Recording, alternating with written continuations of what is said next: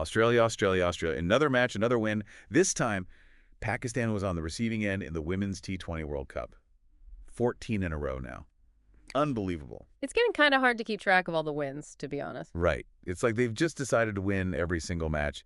Anyway, we've got tons to unpack today. Pre-match analysis, live commentary, and all the post-match reactions. Think we can handle it all. Bring it on. This is why we do these deep dives, right? To really get into the nitty-gritty of it all. Absolutely. So let's get right to it. Australia's dominance is the obvious talking point, but Pakistan, they've been having a tougher time in this tournament. Yeah, it's been a rough go for them. I mean, you got to factor in that they were missing their captain, Fatima Sana, for this match. Family bereavement, I believe. Tough situation. Oh, wow, that's right. And Sana's like their key player, isn't she? Exactly. A real difference maker. They even said as much themselves. Pakistan's vice captain, Muniba Ali, she mentioned how important Sana is to their team balance with both bat and ball. So, yeah, her absence is definitely felt. And this wasn't their first loss in the tournament either, was it? Seems like they're already up against it. Yeah, it's been a tough tournament for them so far. And, having to face the reigning champs who are on this unbelievable winning streak, it's a lot to handle. To put it mildly. Especially considering that, if I'm not mistaken, Pakistan's never actually beaten Australia in a T20 World Cup before, have they? You are correct, my friend. Never beaten them in this tournament. Talk about an uphill battle. David versus Goliath comes to mind. Perfect analogy. Speaking of Goliath, even in victory, Australia just seems to ooze this strategic masterclass kind of vibe. I mean, take their decision to field first. From the commentary, it sounded like the Dubai pitch was always going to favor the chasers. Oh, it was totally a calculated move. And what's fascinating is that, get this, this was the first time Australia had actually played on this specific Dubai pitch. No way. Yeah. They hadn't played a single match here, and they still read the conditions perfectly. Before the match, Annabelle Sutherland, she's a real all-rounder, great batter and bowler. She was saying how they'd been analyzing this pitch specifically. Turns out, tends to favor chasing, so yeah, they definitely played the long game with that decision. That's scary good. Yeah. But you know what else is scary good? They're bowling. You said it. Pakistan didn't hit a single boundary for the first 8 overs. 8. I mean, what do you even do as a batter? Talk about a strangling performance. And then there's Ash Gardner's stats. 4 wickets, just like that. That's not luck, that's pure skill. Pure skill. I felt bad, though, for Taylor Flaming. Dislocating her shoulder in the field, brutal. And she's had those injury troubles before, hasn't she? Yeah, she has.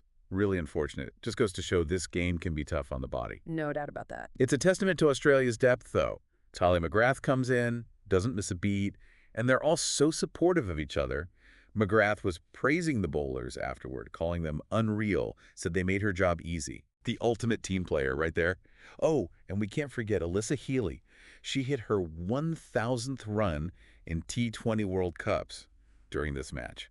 1,000. Amazing achievement. She's a legend. Hold on, there's an although here. Don't tell me she messed up her back celebrating or something. No, nothing like that. It's just she had to retire hurt later in the match, so bittersweet victory, Yeah. maybe. Oh, man. Okay, so not a perfect win for Australia, but a win's a win, and they're looking pretty unstoppable. Who do they face next, by the way?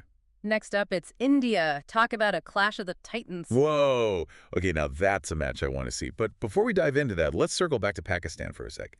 Their post-match comments, how are they feeling about all this? They got to be feeling a little defeated, right? Honestly, Muniba Ali was surprisingly frank. She admitted they haven't been performing well, especially with the bat. Said they're missing that aggression you need in T20 cricket. I appreciate the honesty. But realistically, can they bounce back from this? It's a long shot, no doubt. They've got their work cut out for them. But, and this is key, their remaining matches. All on home soil. That's true. Home advantage can be a game changer. And speaking of game changers, can we talk about Ash Gardner for a minute? Her bowling was insane. 4 wickets? Tell me everything. Insane is one way to put it. Those 4 wickets, they were absolutely crucial. You take out 4 of Pakistan's batters. Game over. But what really got me was her comments afterward. Whoa. Spill the tea. What did she say? So she was talking about the pitch, how it helped her bowling. Said it had more bounce here in Dubai than in Sharjah. But then, and this is the cool part, she immediately went on to praise all the other bowlers. Team effort, she kept saying. Not about her. See? That's what I'm talking about. They just get it. They're in it together. 100%. And remember how we were talking about Vlaming's injury? Yeah, the shoulder thing. Yeah. Awful. Gardner actually took the time to mention that, too. Said it was tough to see her go down like that, especially after she'd worked so hard to get back to the World Cup. You can tell they're a tight-knit bunch, and that matters. Big time. Support system on point. So, okay, we've established they're supportive, they're strategic, and they're on this crazy winning streak. What else is there? Oh, right. India's next. Any thoughts from Gardner about that showdown? She's not shying away, that's for sure. Admitted India would be tough, pointed out they'd challenged them recently. And I think this is really telling, she kept talking about Australia's experience as a team. The fact that they've been in these pressure cooker situations before, and that their batting lineup, dangerous no matter who's up. Okay, so confident but not cocky. Got it. Yeah. A dangerous combination for sure. Exactly. And let's not forget, 14 wins in a row. 14. That's going to give you some serious swagger. It's a testament to how consistently they perform, how adaptable they are. They just win, even when the pressure's on. And that's what makes this upcoming India match so exciting. Okay. Before we get totally ahead of ourselves, can we please circle back to Pakistan? We've talked about the challenges, but what about their chances of, actually making a comeback here? Yeah. Is a semifinal spot totally out of reach? Realistically, it's a long shot, but... Yeah. And this is where it gets interesting. They do have a few things going for them. Okay, now you've got my attention. Lay it on me. What have they got? First off, the home advantage.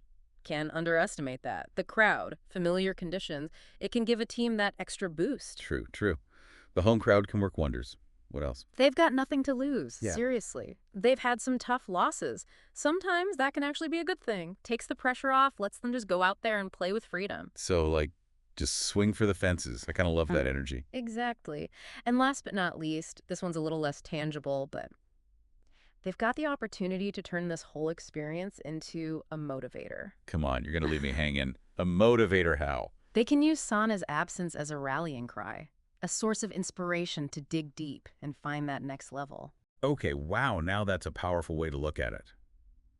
So you're saying, even though the odds are stacked against them, there's still a glimmer of hope for Pakistan. Stranger things have happened. And hey, we'll get to see those home crowd vibes firsthand because their next match, it's against. It's kind of beautiful when you think about it, using a setback as fuel to come back even stronger. Right. Talk about finding strength in adversity. Speaking of strength, though, there's one more layer to Australia's strategy that we haven't even touched on yet. Oh, come on. You can't just drop a bombshell like that and not elaborate. Give me the inside scoop. Okay, so you know how Australia is basically steamrolling everyone? Word on the street is they might start resting some of their key players in the next few matches. Hold up. Resting players. Now, why would they do that when they're on fire? It sounds risky, but it's actually a brilliant move. Think about it. They're already looking ahead to the semifinals. They're that confident. They're that good. They're so sure of themselves and of the players they have on the bench that they're willing to give some of their stars a bit of break. Less wear and tear, less chance of injury, and hey, why not give some of the other talented players a shot at the big time? Okay, yeah, I see the logic. But still, it's a bold move. It's the kind of move only a team at the top of their game can pull off. It shows you just how much depth they have. Makes you wonder, how do you even compete with that? Right. It's intimidating, for sure. A little bit. But it's also what makes Australia such a formidable force. It's not just about individual talent. It's about the team, the strategy, the whole package. Okay, so to sum up, Australia is really, really ridiculously good. I think that's a fair assessment. But, and this is crucial, that doesn't mean the rest of the tournament is a snooze fest. Don't get me wrong, I'm loving watching them dominate. Of course. But remember, this is cricket. Anything can happen. True. Upsets happen all the time. And remember all that good stuff we were talking about with Pakistan? Exactly. And the India-Australia clash is going to be huge, no matter what. So the moral of this story is, even with a dominant force like Australia, the T20 World Cup is still anyone's game.